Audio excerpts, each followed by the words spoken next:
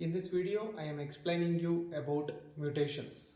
Mutations are defined as the change in the nucleotide sequence or any particular nucleotide in a DNA is nothing but a mutation.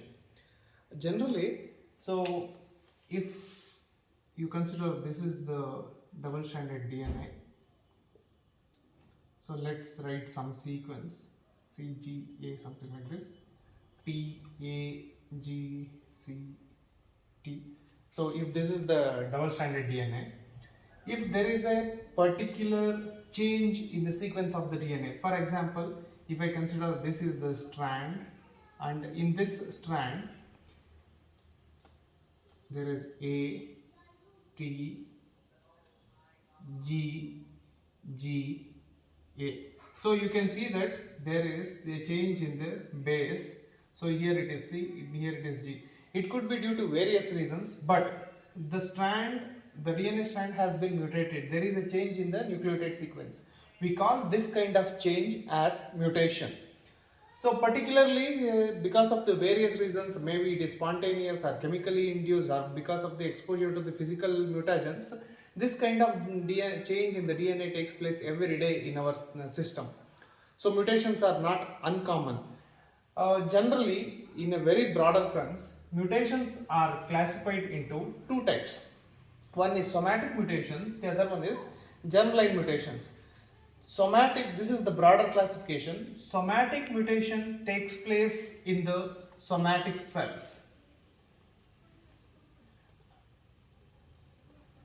Germline mutation takes place in the germ cells that gives rise to the formation of gametes. So it is germ cells.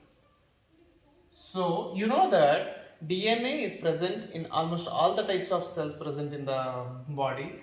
So if the mutation is taking place in the somatic cell, we call it as the somatic mutation, or if it takes place in the germline cell, so we call it as the germline mutation. So generally, you know that germline, these germ cells gives rise to the formation of gametes. Therefore, it should be noted that whatever the mutations that takes place in the germ cells will be carried to the next generation.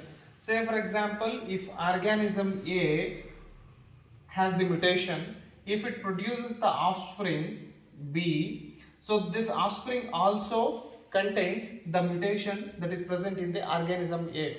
So this kind of inheritance we will be seeing in case of the germline mutations. But in case of the somatic cell, say for example, if the mutation has taken place in case of the liver cell, if a particular liver cell is mutated, then it leads to the, of course, during cell division the mutation is carried to the next generation of cells, but not to the different organism. So in case of the somatic mutation, the mutation is not carried to the next generation, whereas in case of the germline mutation, since the gametes are involved in this, the mutation is carried to the next generation. Then the next criteria about mutation is, the mutations are again classified into either it is somatic mutation or germline mutation. It is further classified into two types. One is gene mutation. The next one is chromosomal mutations.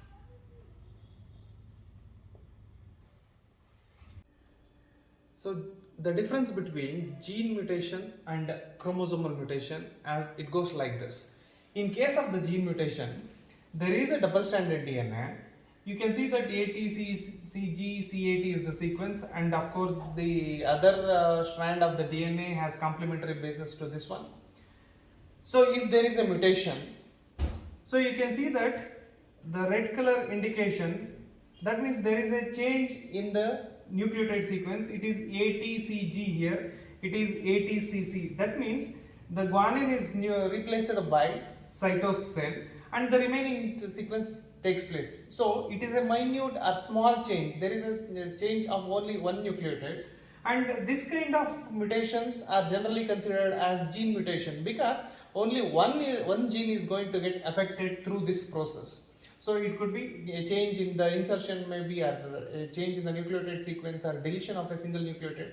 All those things comes under gene mutations.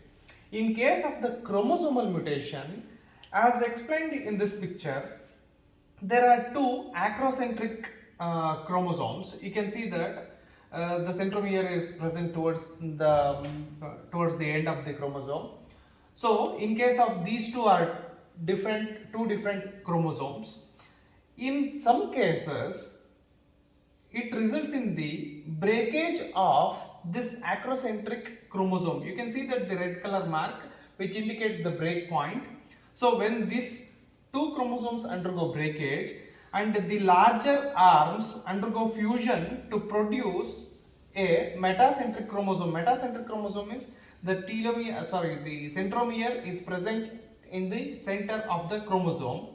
Now this is called as metacentric chromosome, and the fragmented products, that is this small arm and this small arm, undergo fusion to produce the small chromosome. So basically there were two acrocentric chromosomes and they undergo cleavage, breakage and fusion together to produce a one large metacentric chromosomes. So these arms are derived from two different chromosomes, and we are getting one big metacentric chromosome and one small chromosome.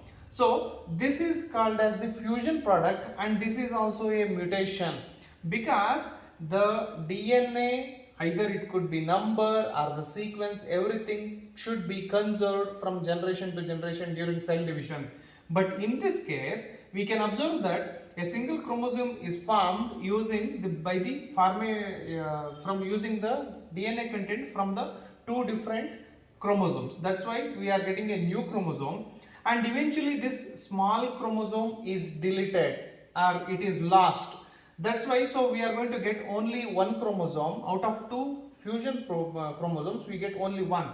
These are generally seen in the chromosomal disorders, including some trisomies. So because the larger fragment of the DNA is undergoing translocation, or some part of it is being deleted, it is not in case of the number of or one or two nucleotides, it is the whole part of the chromosome is being deleted or it undergo fusion and translocation. That's why this large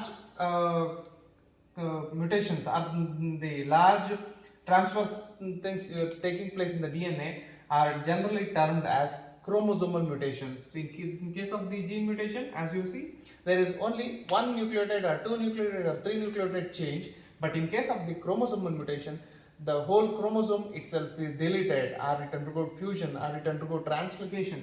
So generally, and in this case, you can see the formation of the trisomies and some disorders like Down syndrome and Klinefelter syndrome. All those things are due to the chromosomal mutations. And when it comes to gene mutations, maybe it is sickle cell anemia, and this kind of disorders are due to gene mutations.